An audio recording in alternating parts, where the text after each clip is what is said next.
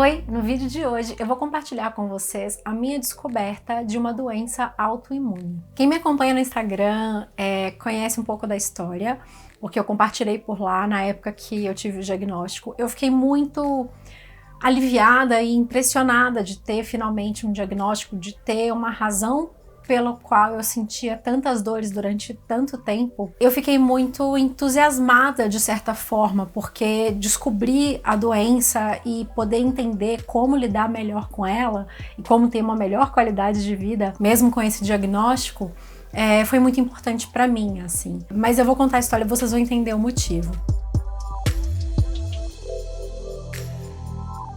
Bom, há 10 anos atrás eu comecei a sentir umas dores nas costas. Se você é meu seguidor antigo, você vai se lembrar de alguns momentos em que eu falo disso, assim, eu tenho uma dor crônica na coluna, porque é a minha coluna e tal. Tem até a história bem engraçada de que o primeiro presente de Dia dos Namorados que o Léo me deu foi uma almofada de coluna, enfim. Há 10 anos atrás eu comecei a ter essa dor e na época eu achava que era por conta do colchão, ou postura ruim, né? A gente sempre fica falando, né? Arruma postura e tal. Comecei a ter essa dor. Só que era uma dor que, apesar de ser muito forte, do tipo, eu às vezes acordava à noite por conta da dor, o que me fazia ter mais certeza ainda que tinha a ver com o colchão, né, porque piorava quando eu deitava nele, de vez em quando ela sumia, então eu pensava, bom, então quer dizer que eu melhorei a minha postura, né, ou então, sei lá, me acostumei. Passou um tempo, eu troquei de colchão, e mesmo assim,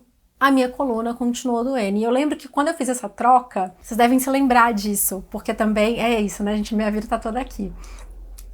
Foi quando eu me divorciei, e aí eu fiz questão de comprar um colchão, tipo, muito bom, assim, sabe? Eu lembro que eu comprei um colchão caro, né? Porque eu pensei, eu tenho aquelas dores na coluna por causa do meu colchão ruim, vou investir, vai valer a pena. Comprei um ótimo colchão, mas as dores continuaram.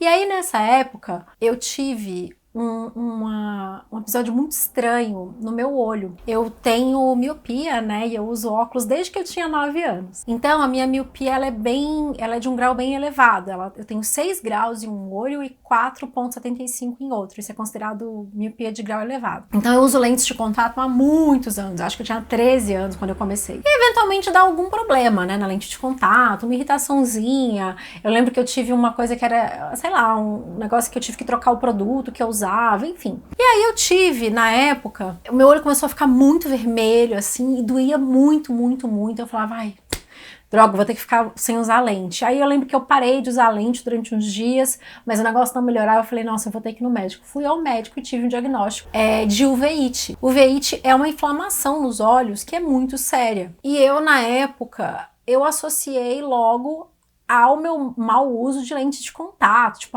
eu fico esquecendo de trocar, enfim. Eu lembro que essa uveíte que eu tive, a primeira uveíte que eu tive, ela foi muito séria, assim. Eu sempre trabalhei com computador, né, nessa época eu ainda trabalhava em agência, e eu lembro que eu tentei ir pra agência trabalhar, mas eu não conseguia olhar para a tela, porque a luz, qualquer luz, na verdade, fazia com que doesse muito, muito, muito, assim. E aí eu lembro que eu tive que ir para casa, eu me fechei na minha casa, fiquei no maior escuro que eu podia, porque machucava muito, assim, o olho. E aí esse não foi o único episódio de uveíte que eu tive. Eu tive alguns outros, e depois chegou a uma determinada fase que eu começava a sentir a uveíte chegando. Sabe quando você sente gripe chegando? Tipo assim, você começa assim, meu nariz tá meio assim, acho que amanhã eu vou gripar.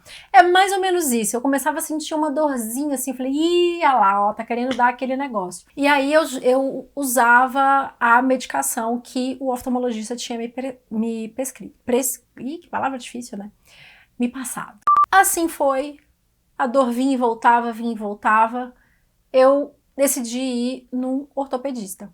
Porque eu falei, cara, não dá pra eu conviver com essa dor, porque tá doendo muito e eu não sabia o que fazer, deve ter alguma coisa errada. Aí fui num ortopedista, fiz um exame de coluna e esse ortopedista me falou que, olha, você tem uma escoliose leve. Escoliose é quando a coluna é tortinha, assim. Você tem uma escoliose leve, mas não é isso que está provocando a sua dor. Isso deve ser postura. Eu vou te recomendar que você faça bastante exercício para você fortalecer a sua musculatura para essa dor passar. Foi aí que eu comecei, pela primeira vez na vida, a fazer acompanhamento com o personal, porque eu pensei, putz, tá doendo muito, eu acho que eu vou ter que levar isso mais a sério, deixa eu contratar um personal para eu realmente levar a sério a ginástica e tal, né? E aí comecei a levar mais a sério, mas não tinha jeito. E esse médico também me passou uma medicação quando doesse. Bom, gente, para encurtar a história, e é uma história muito longa, né? São 10 anos de convívio com uma dor que não tinha nome. No final do ano passado, eu decidi consultar um reumatologista. Eu fui a ortopedistas 2 vezes em 2 profissionais diferentes, muito bem recomendados, mas eu nunca tinha ido a um reumatologista. E eu nunca tinha pensado em ir a um reumatologista, mas há alguns anos eu tinha... Sabe quando você cisma de dar um Google nos seus sintomas? É horrível fazer isso, né? Você sempre acha que é uma coisa horrorosa. Mas eu tava numa viagem e eu tive a tal da dor no olho e eu falei, cara, lá vem esse negócio de novo, eu tô tendo muito isso. E aí eu googlei uveíte. E eu lembro que eu caí num site que falava da espondilite anquilosante. E eu lembro que eu olhei pra esse nome e eu falei, meu Deus, que nome bizarro. Mas eu lembro que na mesma hora eu gritei, eu falei, amor, olha só, é o que eu tenho, uveíte, não sei o que, dor na coluna. E eu fui lendo assim, né, os sintomas da espondilite, eu falei, nossa, quando eu voltar eu vou marcar um reumatologista. Até que chegou ano passado. E como vocês sabem, né, gente, ano passado foi o ano em que eu resolvi colocar minha saúde em primeiro lugar. Foi o ano em que eu mudei muitos hábitos ruins. Então foi o ano em que eu passei a priorizar o meu sono, priorizar a minha boa alimentação, priorizar exercícios físicos na minha rotina. E eu parei de adiar esse tipo de coisa. Então, é óbvio que o que não era urgente, né, eu não fui atrás por conta das circunstâncias, né, do que a gente está vivendo, mas eu acredito muito que, assim, a minha resposta pessoal à nossa situação é prestar atenção à saúde. Então eu falei, eu tô enrolando há anos para marcar esse reumatologista, eu vou nesse médico. E aí eu tinha indicação de uma profissional, fui até ela me pediu uma bateria de exames, e aí, logo que a gente terminou a consulta, ela falou, olha, Luísa, eu tenho desconfiança de 2 possíveis diagnósticos para você, mas eu vou aguardar aqui o resultado dos seus exames. E, gente, eu fiz muito exame, porque pode ser muita coisa diferente, né? Depois que eu fiz todos os meus exames, retornei até o consultório. E aí, gente, eu nunca vou esquecer o que a médica falou pra mim quando ela me deu o diagnóstico mesmo, assim. Ela falou, olha, Luísa, realmente é espondilite anquilosante. E aí eu virei pra ela e falei, meu Deus, eu não acredito que finalmente descobriram o que é isso. Por que eu sinto essa dor? Eu cheguei a cair da esteira com essa dor. Quem me acompanha mais tempo lembra disso. Nessa época que eu fui treinar e tal, eu comecei a correr. Um dia eu tava treinando na esteira e eu senti uma dor tão profunda que a minha perna falhou e eu caí na esteira da academia, eu me machuquei inteira. Eu fiquei mais de um ano para cicatrizar a perna. Então, assim, não é uma dor leve, gente. É uma dor realmente muito, muito difícil de lidar, de ter dias assim que eu mancava todos os dias. E aí, quando eu escutei da médica isso, eu fiquei muito aliviada, porque assim, sei lá, às vezes parecia que eu era louca, sabe? Tipo, gente, que dor é essa? Eu já fui em um monte de médico, já fiz ressonância da coluna, raio-x da coluna, mas eu nunca tinha feito ressonância da região onde eu tenho a minha inflamação, que é na região sacroiliaca, que é tipo na bacia, né? E aí a médica virou pra mim e falou, é bom saber quem é o nosso inimigo, né? E eu vim compartilhar minha história aqui como parte da campanha Desmascare a Dor, da Janssen, que, cara, eu acho que é uma campanha muito importante, muito necessária, porque eu sei que conviver com dor crônica, e eu tô ficando arrepiada, até meio emocionada de compartilhar isso com vocês. Conviver com dor crônica não é fácil, é muito difícil. Seguir fazendo as atividades do dia, tentando ignorar aquilo, é muito, muito difícil, porque as pessoas, às vezes, elas não é nem que desacreditam na sua dor, é que elas não sentem, né, gente? Então, uma coisa é falar que eu tô com uma dor na coluna, mas quem não tá sentindo isso não sabe o que é. E uma coisa é você sentir uma dor um dia, outra é você sentir dor todos os dias. Aí você tem um intervalo de 1 semana, 2 semanas, e aí a dor volta. Isso mexe com a cabeça da gente, isso mexe com o nosso bem-estar, com o nosso humor. É muito ruim. É muito ruim. E agora que eu tenho esse diagnóstico, né, que eu cheguei nesse ponto, eu realmente sei qual é o meu inimigo. Então eu sei o que eu posso fazer para aliviar essa dor, para evitar o excesso dessa dor. E eu sei quais os tratamentos possíveis caso a minha doença vá para um nível mais sério. Eu tenho um grau muito leve de espondilite anquilosante. 2 grandes indicadores são esses sintomas que eu sinto com mais frequência, né? Que são as dores na coluna e que pode ser sentida também em articulações. Então, calcanhar principalmente, eu sinto de vez em quando essa dor, joelhos, cotovelos, dedos, enfim. É uma doença que pode evoluir para um grau de perda de mobilidade da coluna, porque essa inflamação, ela pode gerar uma calcificação entre as suas vértebras e aí você não consegue mais se movimentar. Quando a minha médica me falou isso, ela inclusive fez esse movimento assim, ó. Então é uma doença crônica, é uma doença que não se sabe da onde vem, tipo, por que tem. Existem alguns estudos, alguns indicadores, né, que o seu reumatologista pode explicar melhor para você, mas não tem cura. O que tem são cuidados paliativos que podem ajudar o paciente a conviver melhor com essa doença. E foi a partir desse diagnóstico, gente, que eu passei a levar muito a sério a minha capacidade de me movimentar. Porque o meu maior medo, mesmo antes de eu ter o diagnóstico fechado, era ser uma pessoa mais velha com alguma restrição de movimento. Então, como tinham dias que eu tinha uma dor tão crônica que eu mancava, e eu sou uma mulher de 36 anos, eu ficava pensando, gente, quando eu tiver 60... como vai ser isso, sabe? Eu ficava pensando muito nisso. E até foi isso que no ano passado me fez querer fazer toda essa mudança de hábito, né? Assim, querer uma qualidade de vida, querer uma vida longa e saudável.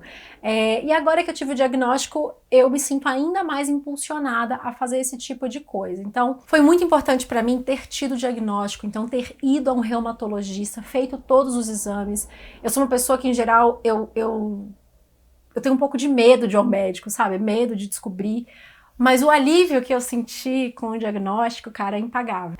Uma coisa muito curiosa dessa doença é que a dor piora com o repouso e melhora com o movimento. É por isso que eu não paro de fazer exercício e não vou parar até o fim da minha vida. Quanto mais tempo eu fico sem fazer exercício, e aconteceu na semana passada, por exemplo, que eu fiquei 3 dias direto sem me exercitar, eu comecei a ter a dor. Então, é muito louco isso. É muito comum também que essa dor venha logo pela manhã, porque você vem de um período de repouso, né, que é o seu sono à noite. E é por isso também que é comum que as pessoas que têm esse diagnóstico, elas acordam à noite com a dor, o que também já aconteceu comigo. Existem, claro, né, recomendações para cada paciente, de acordo com o seu, o seu estágio da doença, existem vários tratamentos que podem ser feitos, mas apesar de eu ter esse medo, foi muito importante para mim desmascarar essa minha dor, né? Descobrir o que era isso, porque agora eu sei o que eu devo e o que eu não devo fazer. Eu fui até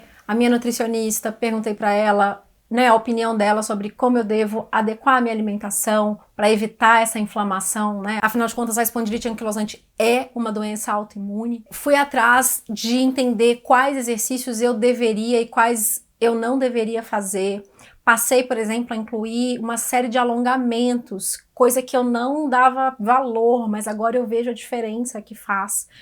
Principalmente nos piores dias. E aí, por exemplo, na semana passada que eu fiquei, né, uns dias sem fazer o exercício, eu mostrei pro Léo aqui em casa, né, eu falei com ele, olha isso como tá diferente, porque ele me vê fazendo exercício, e teve um dia, sabe aquele alongamento clássico que você estica as pernas e tenta encostar, você tá de pé, você tenta encostar os dedos, né, nos pés ou no chão? Quando eu acordo de manhã com a dor da espondilite, eu mal consigo alcançar o meu joelho, eu não tenho mobilidade, não vai, eu paro. Fazendo os alongamentos com frequência, eu chego a encostar minha mão no chão.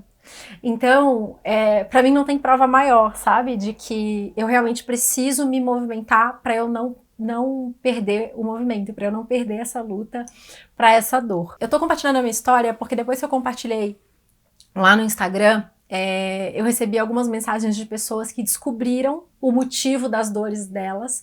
Algumas eram espondilite, outras eram outras doenças autoimunes, ou seja, foram atrás de um reumatologista e fizeram os exames necessários e descobriram a razão pela dor crônica. E eu acho que é muito importante que, se você sente alguma coisa desse tipo, se você costuma sentir dores nas costas, principalmente pela manhã, se você já teve uveíte, que é essa inflamação nos olhos, ou até uma inflamação intestinal, que também é bem comum na espondilite anquilosante, que você pense que talvez possa ser legal você ir até um reumatologista. Porque eu demorei muito para chegar até um, sabe? Eu fui em ortopedista, mais de um, e eu não fui a um reumatologista. Então talvez se eu tivesse ido antes, eu já saberia antes e eu não teria sofrido tanto com essa dor durante tanto tempo como foi. Bom, e como profissional mais indicado para esclarecer as suas dúvidas e te passar o diagnóstico correto é o reumatologista, eu reuni algumas das perguntas que foram mais frequentes e trouxe aqui um profissional da área para respondê-las.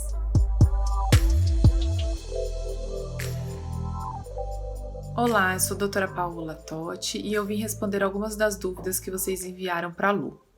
A primeira pergunta é: quais os sintomas da espondilite anquilosante? Os sintomas da espondilite anquilosante eles podem ser divididos em dois, os sintomas axiais e os sintomas periféricos. O sintoma axial, geralmente, ele vai comprometer a coluna lombar e o quadril principalmente. Esse paciente ele pode apresentar uma dor lombar de característica inflamatória e uma dor em quadril ou nas nádegas. Os sintomas periféricos, o paciente pode apresentar dor nas articulações do calcanhar, do tornozelo, cotovelo, joelhos. A segunda pergunta é: como saber se a minha dor lombar não é só uma dor lombar de mau jeito e sim da espondilite anquilosante? A dor lombar da espondilite anquilosante é uma dor lombar de característica inflamatória. O que isso significa?